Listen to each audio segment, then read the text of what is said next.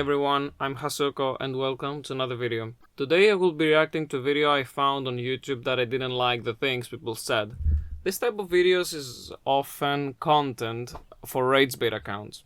People posting content on social media making fun of marginalized groups, for example, and then seeing bad faith people write horrible stuff in the comments. Of course, when it comes to these videos, I try to avoid checking the comments as they are quite triggering. But also a thing that indignated me was the huge numbers in likes and views they get. So I like to tell myself that many of the accounts that react with the content are bots, whether that's real or not. So let's begin.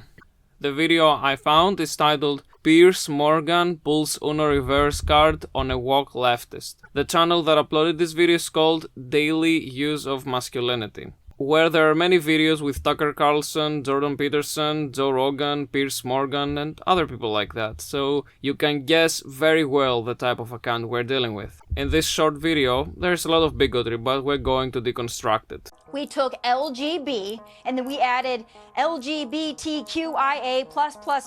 and then we included men who dress up like women and mock women. So this person here is upset because the queer community works as one by including trans, queer, intersex, asexual, aromantic, and other people. She doesn't seem to understand why it's not separated. Well, apart from the fact that trans folks, for example, black trans women, were a great contributor to the queer movement in the 20th century, all kinds of queer people, regardless of sexuality, gender expression, etc., are treated in the same way by patriarchy. Of course, the alliance and acceptance within the LGBTQ+ community is an important topic to discuss, but right now let's just say that there is no point in treating hatefully certain people while you experience the same type of hate. This is why LGB cannot exist without TQIA+++. Then she speaks about some men who dress up like women and mock them. Let me ask a question. Is there a universal way that women dress up and behave? Actually, those that support this idea eventually end up supporting gender stereotypes and thus serving patriarchy. Gender is not restricted on a specific set of body features. Any person can have the gender expression that they feel the most euphoric with. There are masculine women, feminine men, there are basically all kinds of people, and you know what system wants you to believe that gender expression is tied to gender? Patriarchy. Secondly, she accuses the people she's talking about for mocking women. The thing is, someone's gender expression has nothing to do with other people. Anyone can choose to have the characteristics that they feel the best with. So, neither this lady nor anyone else can decide on who can identify as a woman and who cannot. By saying men who dress up like women, of course she means trans women, and she just refuses to recognize that they are women. But trans men are men, and trans women are women. The reason is that gender is not restricted to the body we were born into. There is a difference between sex and gender. By assuming that trans women are men, somehow, this lady pretends that sex and gender are the same. It's very common for transphobes to not see the difference. Also, by blaming trans women, she draws attention away from actual problems that women face, and that doesn't serve them. It's okay if you're proud of your sexuality, but why do I have to be proud of your sexuality? I don't know if pride is what we feel for our fellow queer people, or friendliness, empathy, and compassion, because we all have similar struggles. By this, I don't want to diminish the concept of queer parades, but I rather use an alternative word to pride. The reason is that I noticed some exclusionary tendencies with other movements that use the term pride, like nationalism, but I would like to hear your opinion about this in the comments. This person, even while being a woman, thinks that she can strawman fallacy her way out and make us seem like we are asking for too much. I said even while being a woman, even if women aren't a monolith. Like any marginalized group, because some people can still have some opposite interests to us despite being in the same group with us, like class, for example. From my own experience, I'm not sure if the word pride is the best word to describe my feelings for other queer people, but all the other feelings I mentioned are necessary. The reason why she should be friendly towards queer people, feel empathy and compassion for us is because she is a woman. Both our groups suffer from patriarchy, and her group is known to suffer from these social conditions for thousands of years. By not being on our side in the struggle, she ignores victims of patriarchy. The thing is, both women and queer people are shamed for their sexuality, the way they express themselves, and for being visible. Of course, there are a few differences in the way these groups were treated, but it won't be beneficial for women if there are people like her with this hostile attitude towards queer people. Remember, folks, if we don't question the gender binary and cis heteronormativity, it won't stop until all of us are done. This is why marginalized groups of people should be together in the fight against the oppressive system and those who support it. Why are you so triggered by a flag? It's a rainbow flag. I'm not triggered by a rainbow flag. I'm triggered by the fact that everywhere I go for a calendar month, everything has to be a rainbow flag. I feel kinda sad for the person that went to have a live talk with Piers Morgan, but bruh, the latter actually thinks he ate, while he just admitted that he despises of queer people. People like him, living in a bubble formed by the privileges a white cishet man enjoys, can easily ignore many social conditions that marginalized people have to face. I'm not saying that all white cishet men are bad or that they can't have solidarity with queer people. I just think that objectively, the more privileges someone has in society, the more difficult it might be for them to gain awareness for marginalization and empathize. Piers has been asked why he is triggered by a rainbow flag, and he answers that he doesn't like the fact that he has to see rainbow flags everywhere for a specific month of the year. Let me ask another question. What does the rainbow flag mean? The answer to this question will tell us what Piers Morgan is triggered by. Let's see. The rainbow flag indicates A, the visible light spectrum, B, the rainbow that is formed in the sky, usually after rains, or C, queer people. The answer, of course, is C. So Piers Morgan is triggered by queer people being more visible a certain time of the year. Also, we forgot to mention that in the West, at least, advertisements about holidays are displayed even much time before the actual celebration. For example, Christmas, Halloween, or Easter. There are other months that are dedicated exclusively in one subject. So why the focus on queer people?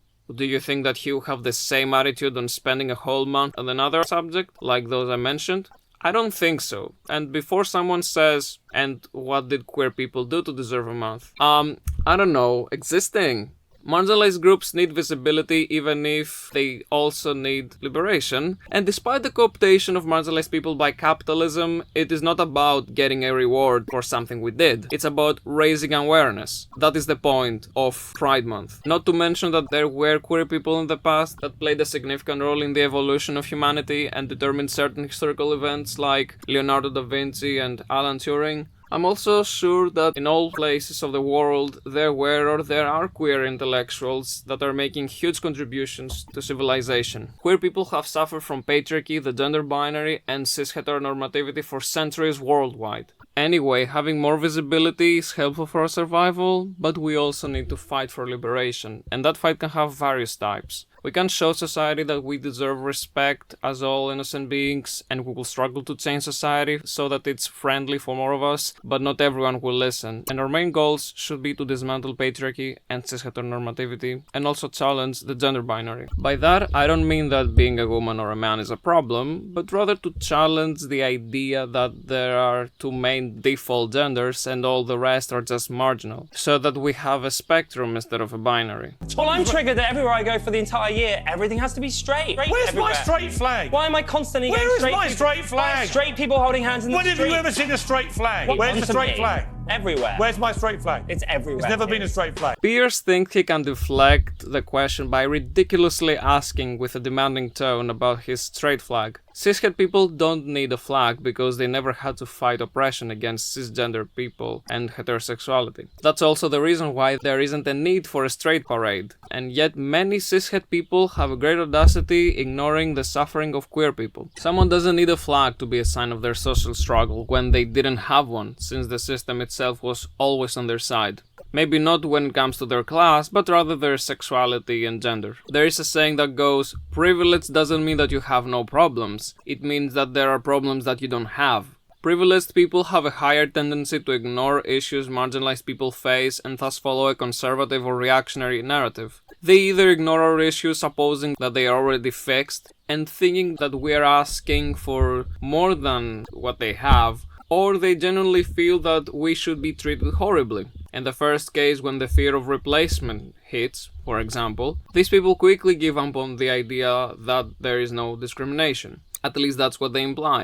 But what they're actually afraid oftentimes is not that they are really gonna be replaced, but that they are gonna lose the grip they had over marginalized people. And when one has a boot over someone else's neck and they let it go, they should expect the other person to fight back. That's what they are afraid. They are afraid being treated in the same way that they treat us. And that's also when they no longer have to deny things that we go through, and they instead use that fear as an excuse for their hate. I'm going to discuss the second case later on. Both of you are straight, and you're saying you're exhausted. How do you know I'm straight? How dare you guess my For God's sexuality? sake, like, let's not play games here. How many letters are there now in the That's such official? a pointless question. Well, how many are there? It's a flag that represents... How many I letters? don't even know. How many are there? I don't need Exactly to know. my point. I don't need to know because it's not about There the are so letters. many letters now, we can't keep up with It's it. not... Last but not least, Piers Morgan is also annoyed by the fact that there are too many letters in the LGBTQ acronym. As I mentioned earlier, the reason why we're doing this is to include as many people who are treated in a hateful way for their sexuality, gender expression as possible. Denying some people inclusion the moment they are innocent is moral and cognitive dissonance for queer people, and we would end up reinforcing patriarchy and the reactionary status quo.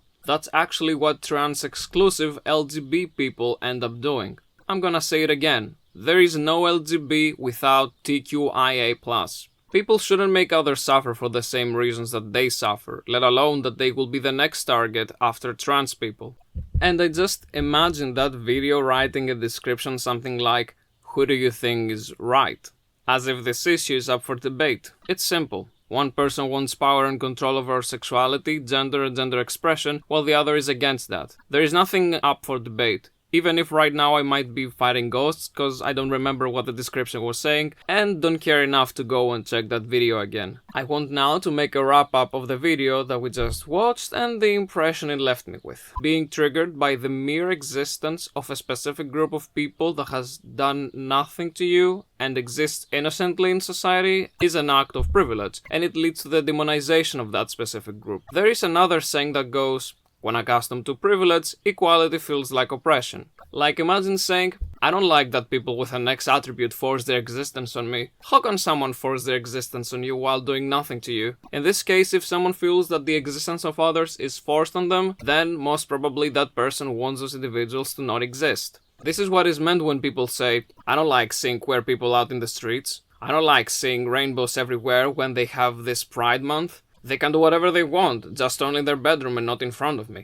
They want us to be invisible, if not dead. I don't care if they don't directly tell us to F off, they just shift the blame from their own hate to our existence. There are actually many ways that someone can tell you that they want you dead or invisible without telling you that they want you dead or invisible. We're not done yet, though. We will continue fighting the unfair system that lets us no choice but to follow a path that has been determined solely by the genitalia we were born with. And folks, in this way, I just came out to you as queer. Also, I just realized that making a commentary on this video was a great opportunity during this time of the year, cause Pride Month just begun. I guess I could cover on a future video the implications of capitalism and the state in queer struggle. But this is it for today. I hope that queer people watching this video found the words necessary to counter internalized homophobia and transphobia, and also feel less that there's something wrong with themselves. Lastly, I call cishet people to have solidarity with queer people because we all suffer under patriarchy. You know what to do if you want, like, subscribe and stuff like that. You can also follow me on TikTok writing Hasoko or Child of Lotus, and I'm gonna see you in the next video.